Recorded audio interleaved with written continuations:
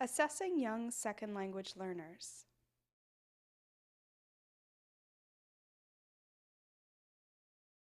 This workshop on assessing young second language learners was presented by Patton Tabers and Cornelia Heise-Baigoria to the staff of the English Language Learners Home-Based Program of the Cambridge Public Schools in Cambridge, Massachusetts.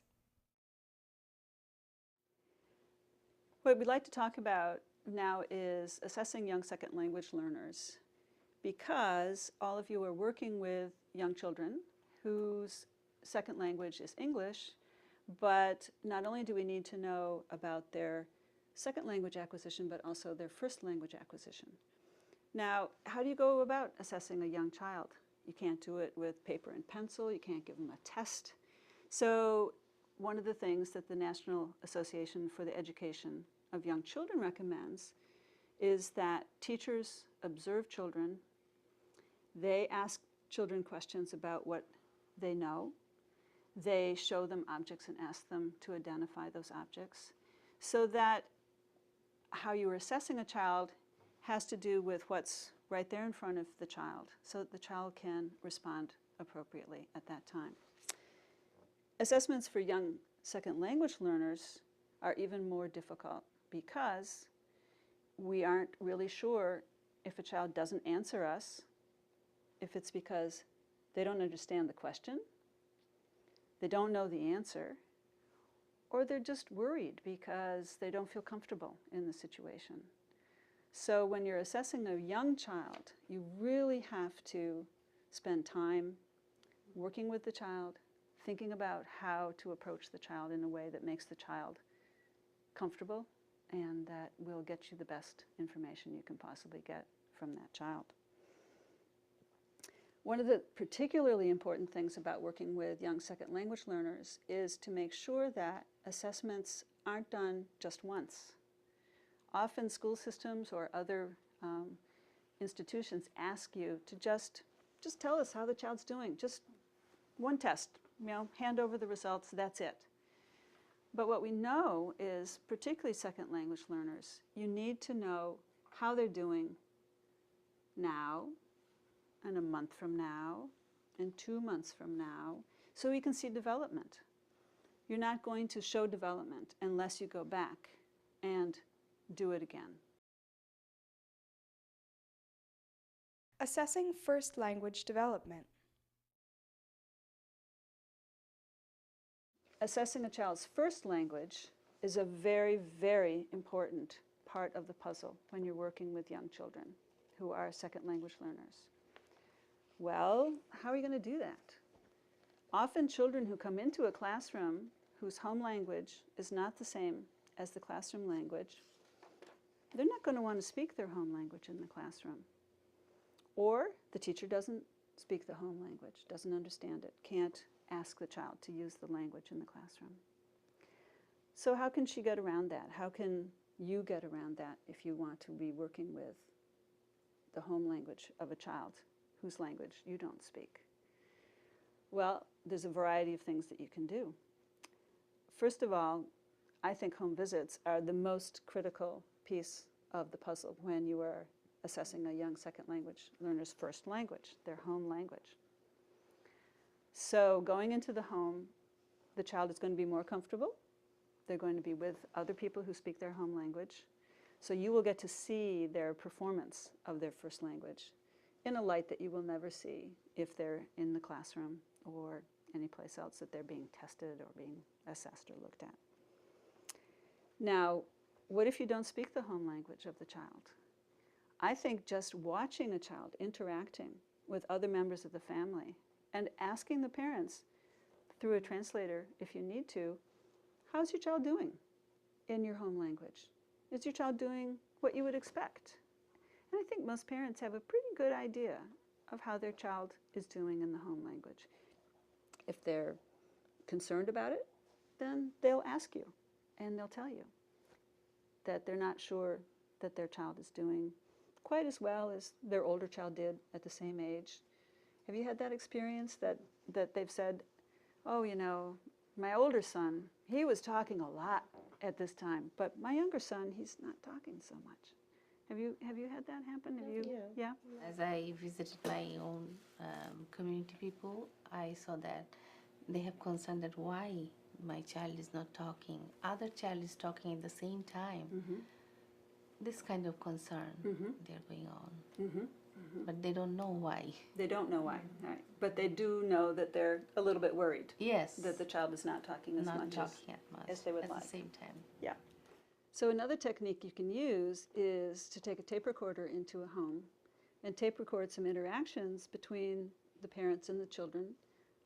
Even if you don't know the language, you can probably find a community person who'd be willing to listen to the tape with you, give you an idea of what that child is doing with their first language. And by bringing that tape back with you, you can find the resources that you might need to help you figure out what's going on in the family. So if you went on a home visit and one of your goals was, I need to know how well this child's Creole is developed, how well he's doing in Creole, then how would you go about doing that? I would speak in Creole. Okay. Yes. I would speak in Creole and see. Sometimes I would speak in Creole mainly, and if the child would either answer in Creole or they would just go back to speaking English. So sometimes that the would give you an child assessment. switches Exactly, you to exactly. English. Okay. Yes, it does happen. And at that point, you'd know that perhaps that's his more comfortable language. Exactly. Uh-huh. Yes. Okay, that's interesting. Does anybody else have techniques for eliciting home language? Like sometimes if you ask question, kid doesn't answer to you. So sometimes I ask mom to ask kid, because if kid doesn't answer, there's no way I can know how he respond. But when mom asks, he answer like right away. So I know he understand whatever I'm saying, but he's not replying. And sometimes mommy will say he knows, but he's not gonna tell you because he is shy. First, he saw you first time. That's what. Yes. So yeah. the way he respond, I know he understand the Nice. language and Nice. So you use the mom as a yes, yeah, we use the bridge, word, as a bridge to getting the child comfortable Yeah. and answering you in their home language. yeah, in their home language. Usually, mom ask the home language, and kid right away respond. So those are some of the techniques I think that people have used in home visits to get information about first language acquisition. Having someone who knows the child's first language, have a conversation with the child, is of course by far the best situation. But using these other techniques, even if you don't share a language with the child, then you can get an idea of what the child is doing. Assessing second language development. Let's think about being in a classroom and looking at a child's second language acquisition. So in this case, we're talking about English, a child acquiring English in a nursery school, preschool, early childhood setting. So let's say most of the people in the setting speak English. And so the child is in a situation where for them to be heard, for them to play with the other kids, they have to start using some of their own English. And school systems are looking to find out how well they are doing in English. And so often teachers are asked to do assessments to find out how well they're doing in English. So one of the things that everybody has looked at recently is doing the kind of assessment that's called contextually embedded assessment. And what this means is making sure that the child is seeing and doing the kinds of activities that you're asking the child to do in English.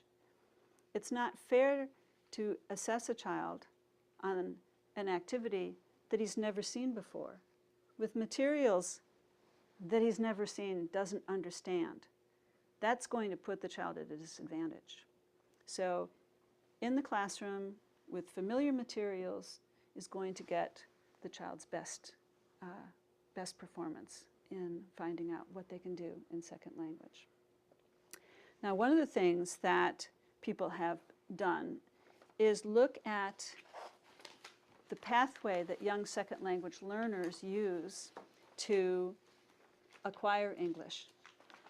And we've talked about that as part of the workshop, is what the pathway is that young second language learners take. And one of the things that can be done to assess their second language acquisition is to use a checklist. So have for each child a checklist that you can fill in when you hear the child using English in a way that he hasn't done before. You have in front of you a mini checklist that says things like hand or shoe or book. Now, young children very frequently will show you that they understand a word before they ever use it. They'll even repeat the word when you give it to them.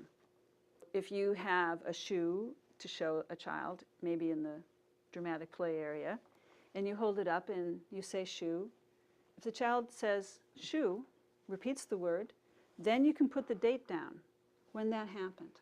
And you can see, okay, the child knows how to repeat that word. The sounds are familiar to the child. If you say to him a little while later, can you get that shoe for me? The child goes over and he picks up the shoe and brings it to you and hands it to you. Then you know the child understands the word shoe. The child hasn't said anything except repeating what you said. But then the next day, you hear them in the dramatic play area, and he's talking to another kid, and he says, shoe, when he points to the shoe. That's him using the word. Nobody else has said shoe. He's not repeating it. He's not showing just that he understands it. He's showing he understands it and he can say it. So by having a checklist like this, you can keep track of the kind of progress an individual child is making. And children move from individual words like this to more formulaic terms like it's mine, my turn, give me that, come to my house, I want to play with you. And those kinds of formulaic phrases that children pick up very quickly are also important to notice. And what's nice about a checklist like this is that it makes you pay attention to what the child is doing and what the child is saying. It's so easy to let these things go by without paying attention. If you have a checklist, you can write it down, you know what it says, and then you can see as the year goes by how well this child is doing and how quickly they're learning their second language. Dual language assessment.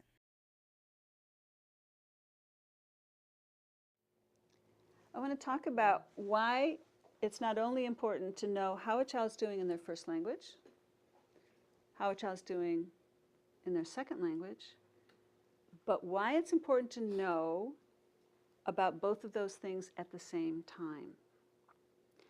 So we talked about an informal assessment at home. How's the kid's Creole? How's the kid's Spanish? How's his Bengali? How's he doing? But we haven't talked about how do we know what the connection is between their two languages if these children are bilingual. So if you look at this chart, I'm going to explain what you're seeing. This is part of a research project that we did a number of years ago. And these are Spanish and English children. And if you look at this side, you will see their scores in English. Along the bottom, their scores in Spanish. This is basically the same test, once in English and once in Spanish. So what we could do is figure out what words do they know in English, what words do they know in Spanish, what words do they know in both languages.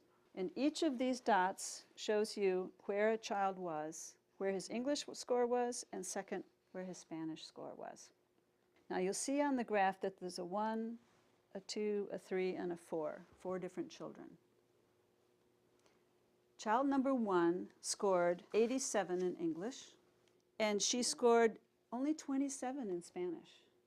For this group of children, 87 was actually quite a good score in English. But what about 27 in Spanish? Very low. That's a very low score. What do you think is going on with this child? She lives in a Spanish-speaking home. She's 4 years old. She's been in an English-speaking classroom for a couple of years. What might you say about this particular little girl and her dual language They're not abilities? using the Spanish language at home enough for the child to comprehend it and use it comfortably with the parents. Okay, so apparently her Spanish language development seems to have kind of come to a screeching halt. Yeah. She's not acquiring a lot of Spanish in the family context or the community context or the neighborhood. But what is she doing in English? She's excelling. She's excelling. She's doing quite well in English. So this may be a child for whom being a bilingual is not looking as strong as it might, because already her Spanish seems to be at risk. If her parents want her to be a strong bilingual, they're going to have to do quite a lot of work, and they're going to have to pick up on the Spanish, aren't they, in order for her to be a bilingual in Spanish and English. Okay, let's look at, yeah, go ahead. Maybe she has a number of older siblings, because in general the older siblings speak more English and they speak English with her, Could be, and that's a possibility. could be. Yeah, Could I be. watched that one family. Mm-hmm. The parents, father, mother speaks Bangla, but the child speaks English with the siblings. Mm-hmm. Mm-hmm. So even though parents are trying to keep the first language alive, but the youngest child, she's speaking English most of the time. Most of the time, yeah, yeah. It's happening. Kids want to be monolingual. It's much easier to be monolingual than to be bilingual. So I think parents really need to be clued in. If you want bilingual kids, you got to make some rules about what language is spoken at home and stick to it. And it's not so easy to do, but it really makes a difference in the long run. Yeah. Let's look at child number 2 on the graph. This is a little boy who scored 105 in English, and he scored 80 in Spanish. So what can you say about this little boy? He's actually speaking both languages at home, I would say. He might be speaking both languages at home. He's certainly doing well, Well in Spanish, in yes. vocabulary in both languages, exactly. So perhaps this is a family who's really supporting Spanish, or he's in a bilingual program, or he's in a community situation where his Spanish is being well maintained, and in a schooling situation where he's learning English as well. So we might even call him a balanced bilingual, doing well in both languages. Let's look at child's number 3. This is a little girl again, and her English scores are 37, and her Spanish score is 110. Whoa. Opposite of number 1. Yeah, yes, exactly, kind of the mirror of number 1. What could you say about child number But 3? child is how old? She's 4 years old. Maybe she's not exposed to English or daycare who speaks English. Okay. So she's learning all the way, just all the home languages. That's right. But that's not bad either. Ah, Because when she goes to school, she will learn English anyway. It's a new thing. She will have like tendency to learn everything, and that will help her to learn yes, the second language. nice. Yeah, absolutely. What do you think, Carol? What about this child? Definitely, I think it's great that she's excelling in her Spanish at home. Like Maya said, she's gonna get her English at school. When she gets to school, she'll be exposed to so much, something new that she's going to probably be eager to learn the English language. So definitely, it's not a bad situation there. I think it's a lot better than number 1. Okay, for as far as Spanish is As far as concerned. Spanish, yes. Exactly. And your prediction is that her English is going to come in very quickly, and she's obviously a good language learner if she's scoring that well in Spanish, right? Last child, number 4. This is a little boy. His English score is 35. Spanish score is 45. What would you say if you saw these scores? He's not being exposed to language, you know. Any language, any language, okay. And at age 4, you said? He's 4. There might be some learning disabilities going on. Okay.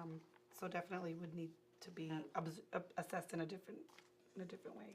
more extensively Right. looked at for the possibility for intervention. Right. Now let's think about this. If you're only giving one test and it's in English to these same 4 children, let's think about what we would say. Child number 1, 87 in English. She's good, right? Child number 2, 105 in English. He's fine, right? Child number 3, 37 in English. Oh, uh-oh. Without that information about her Spanish, Yes. Exactly.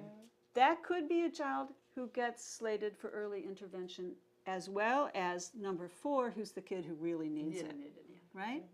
So there is why doing assessments in both languages is so critical, because kids can be assessed for language delay simply because they haven't learned enough English, because they haven't been exposed to enough English yet. And yet, because we're in such a hurry that everybody has to learn English so fast, she's not there yet. And she, she's had a whole year in a preschool. 1 whole year, wow. So that's why doing it in both languages is really such a critical point. And that's what we're going to find out a little bit more about from Cornelia, who's going to show us the Bella. Remember what Patton said, that you really need to make it child appropriate and context bound. It has to be in context. So we tried to put together an assessment that really helps the child do the best he or she can do by using materials that are appropriate for his or her age and that they have used before in their settings, either at home or in home visiting or in another situation. So you see lots of things in these boxes. Yeah, okay, good. Why don't you just try and look at some things and see what you think we might be assessing when you look at these materials. The shape. The size, which shoes big and which shoes. Yeah. Okay, I hear good things. Colors, All the shapes, you have size, good. So we start with what is usually the first and where the child is most comfortable, and that is the receptive language, what the child can understand. All right? So it starts with, no surprise, receptive language. So the first items are all about receptive language. And let me give you an example. So what you would do is you would have put together what you need. 3 things, right? A pencil. What else? A shoe. A shoe and keys. So before you go to actually do the assessment, you prepare it very well. So you know these 3 things have to come together. So then you put them in front of a child, maybe like this, and you would ask the child, you don't ask for words, you just ask for understanding. So you could ask, Show me the shoe. exactly, right? And then the child can point to the shoe, pick it up, anything that indicates to you the child understood shoe.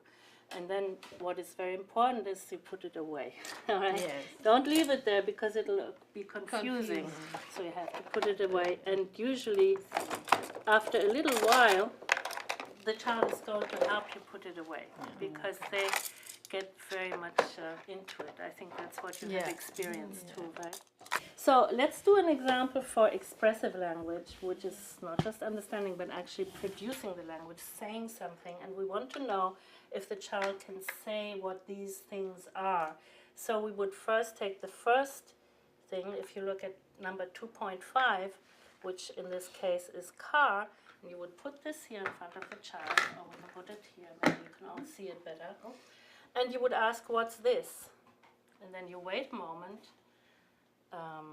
If the child doesn't respond, you ask again, what's this? And if the child doesn't respond, you just say, thank you, or you say, okay, and you put it back, all right? And you should always say the same response, use the same response so that the child doesn't think, well, she didn't say anything, so it must have been wrong. You know, you really have to try to be consistent about that. All right, then the next one would be, if you want to try it, you want to do it. So you would ask the child, you would put it down and you would ask, What is this? right. Child doesn't respond. No. What's this? Ball. Thank you. The child answers. Perfect, very nice, yeah, all right. And then you would take the next one, a book. In this one box, for example, we have Haitian books, and I will explain to you in a moment why. Does anybody want to do this one? Do it. Which one it says? Oi. What's this?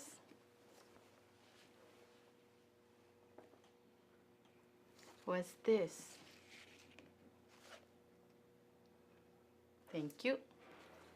Even you can't say the answer, you're gonna get Exactly. same answer. Yeah, you. Respond. That's Thank you. very good. Yeah, you said thank you and you put it away. All right, excellent. I think you got the idea. Very well. Let me just, since we talked about these two books, which are Haitian Creole books, each box has two books, large and small, or big and small, and we try to match the languages with the child that you are assessing. So we try to have perhaps one English book in the box and one book in the language of the home, so that not only you know it's in that language, but you can show the parent and the child can also get familiar with that there are actually books in this beautiful box that are in their home language. And by the same token, I really want to stress what Patton has been talking about, and that is, it is a bilingual early language assessment. So all these binders have the English version, and then they have the version in another language. You have the Bangla version. So Spanish. this is Spanish. Maybe you want to show them the Bangla text. You have a Spanish version. You have the Haitian Creole version, and Yes, we Bangladesh. that's right. That's the Bangla version. We have it. We have this now in 7 languages. So that is really quite This is the exciting. Spanish? That's the Spanish. Okay. So you always assess in 2 different Spanish. languages.